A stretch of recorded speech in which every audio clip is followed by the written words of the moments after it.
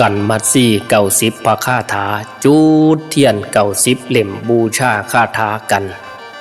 บัดนี้กล่าวถึงแพงสีสอยมัดที่พ่อยอยู่กลางป่าหาพาลาหมากใหม่พ่อได้ดอกตาวขึ้น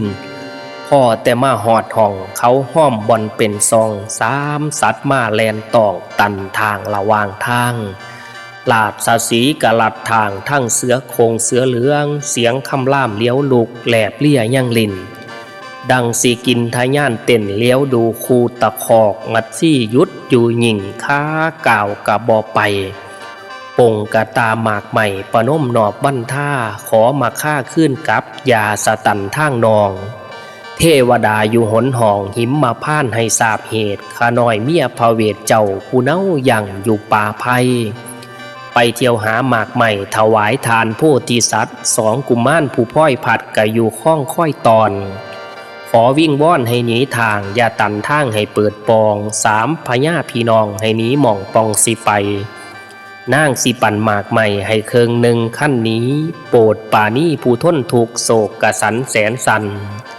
เสือยังตันทั้งห้องลาดสสีเตอปากหากแม่นเทพทอนไทยมาแป้งกายไว้ทาลัดทาง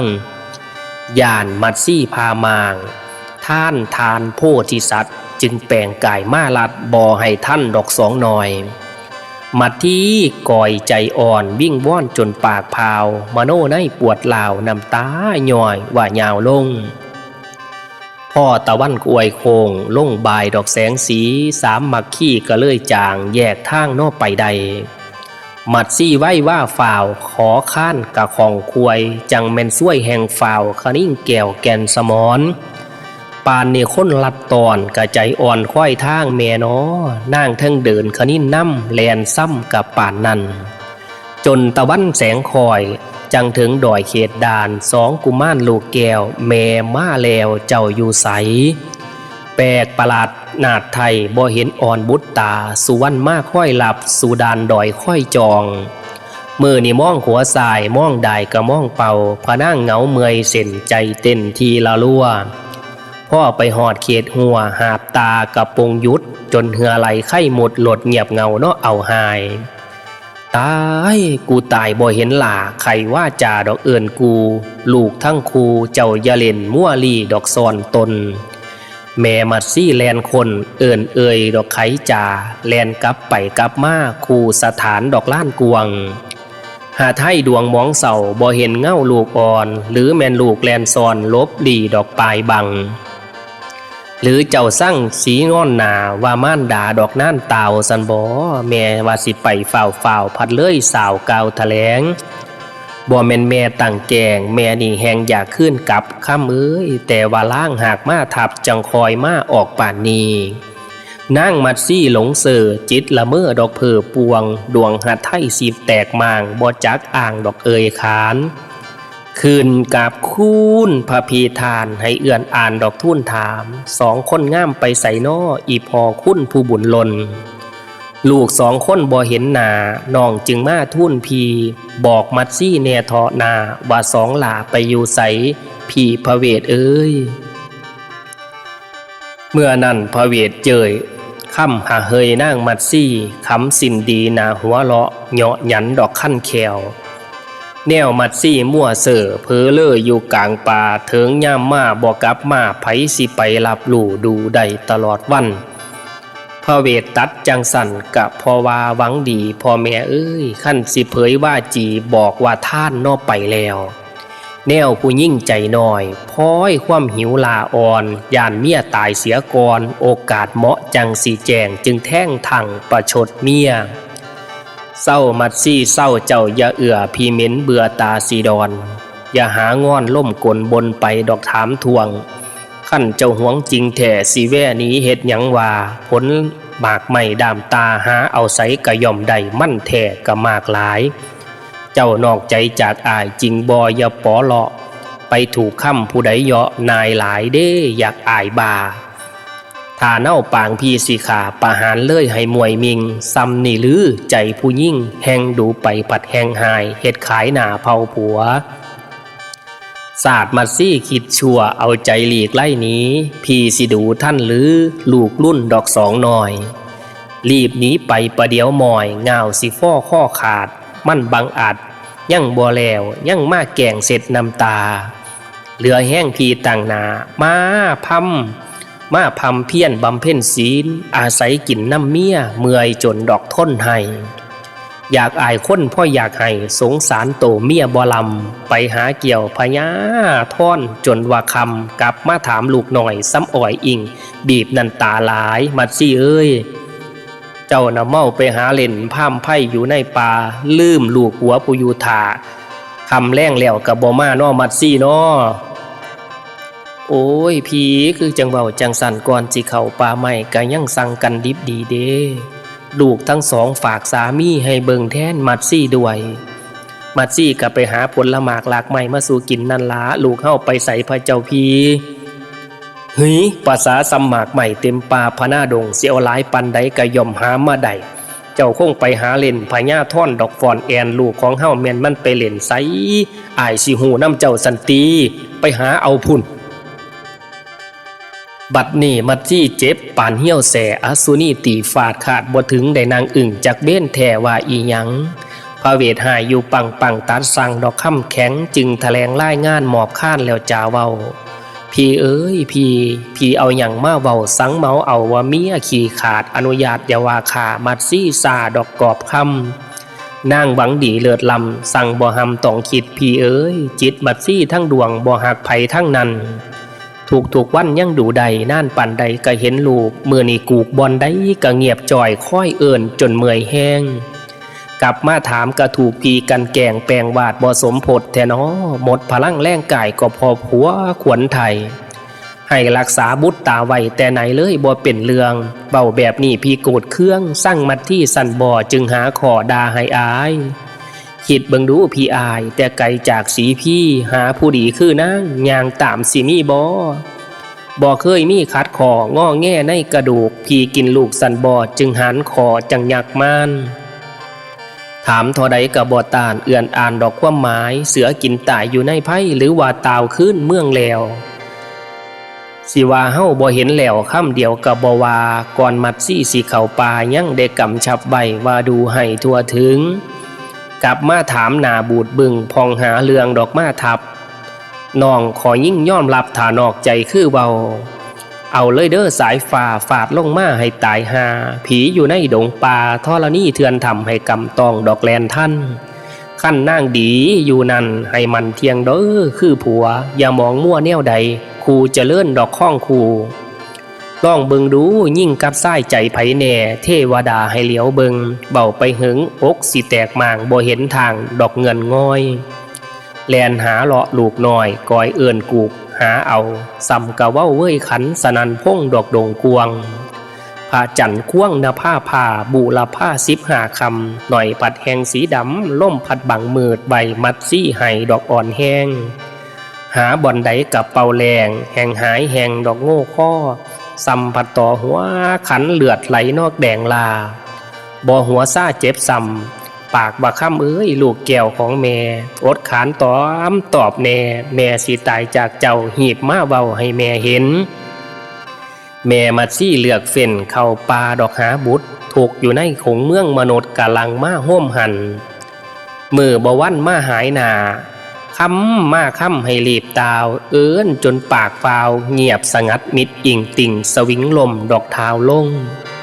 บ่จักขดจักโคงลงหอมดอกดอนหนาเที่ยวกลับไปเที่ยวกลับมาบอนเดี่ยวตั้งหลายครั้ง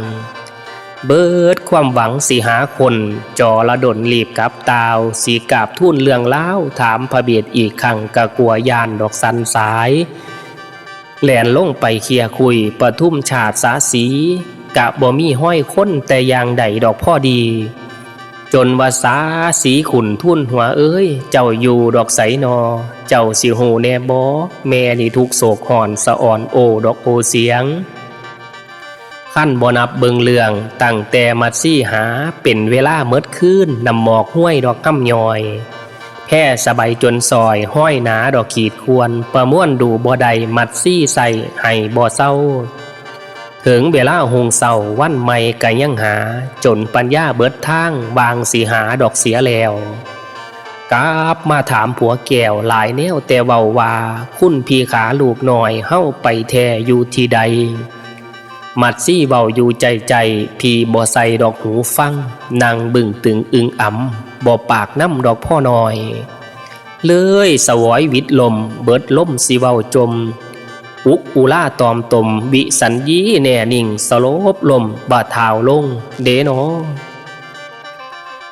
เมื่อนั้นองค์พระเวทเจ้าเห็นนางนาดมัดซี่วิสัญญีสลบตายขันต่อตาน้อตรงนาเบิดปัญญาเหงาง่วมคือดวงใจสีขาดเทิงแท้นอคำเบิ่งนางนาดหน่อยยังสัมบะหำให้มัดซี่เอ้ยเจ้าสั่งมาตายในดาวกลางดงไผสีเบิงนางน้อตายบ่ท่านได้สั่งลูกเต่าพงเสือกะบ่มีนางมาตายเสียถิ่มคำเดียวเอ้ยบ่เอิญสั่งสาบ่ตายบ่ท่านได้สะสวยลางท่าเขามินดอกกินหอมตายบ่ผอมโซ่ไข่ไผได้น้อสีโหหอมไผหรือหากไข่สะบันในหันซองบ่เห็นหรือแม่นผีสางเสือสันใดมาเหตุบาปมัดซี่น้อหรือหากถูกผิดงวนเมามัวดอกเบื่อสารพี่กะเหลียวเห็นน้องดินเอ้ยเจ้าหมองมนสั่งมาตายสลองอสั่งมาตายสลององเอาหัวตองแม่กระไดแท้น้ออันว่าสีไว้นองสีไล่สองดอกเสียพีสังบ่ไขปากเบาค่ำมันต่อพี่ซ้ายนางสิปะพีไวในดงแก้มหมู่บางสานี่บ่สังสิปะพีนี่เป็นพ่อมางโทนไทยอยู่ผู้เดียวพี่ก็เลี้ยวไปไต่ทางใดเห็นแต่ป่ามัดซี่เอ้ยมีแต่ห้องหำไห้หาน้องอยู่บ่ไหวขั้นนางตายไปแล้วกกมิงไผสีแทนกกแน่นไผสีเฝ้าศาลาเฮาไผสีอยู่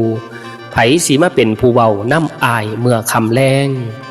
เจ้าผู้แพ่งสีสอยนั่งพ้อยสีตายจากอายสันบ่สังสีผากผีไว้ในไพ่กวงอยู่พอเดียวในไพ่เขียวกับบ่มีคนใส่สีไปหาเอาใหม่ลักสะก่อนมาถอนฝุ่นจังใดน้อไผสีอุ่นน้ำสีลางเจ้าเหือไข่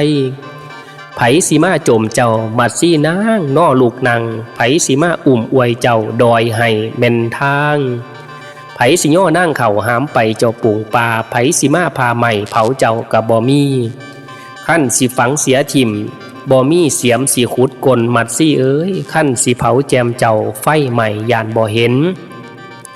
จักเหมือนเบ้นอย่างหนอซื้อมาตายอยู่กลางเรามัดซี่เอ้ยขั้นเมื่อตายอยู่ในกลางปู่เจ้า